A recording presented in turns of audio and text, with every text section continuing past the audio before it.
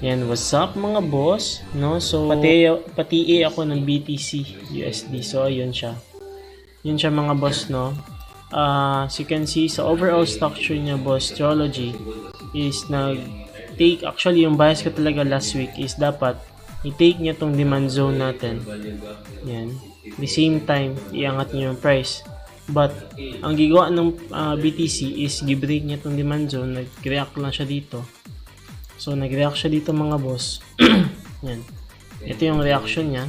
1, 2, and pagkatapos nun, is gi-break niya. So, yung next natin na bias mga boss no, is mag-break na siya to ilalim. So, may sign of bearish na siya mga boss. And the same time, i-check natin sa bigger structure mga boss no, na overall natin is bearish. And naglagay ako ng order block dito and sabay retest niya. Pagkatapos nun is gitake niya tong equal. Gitake niya tong equal.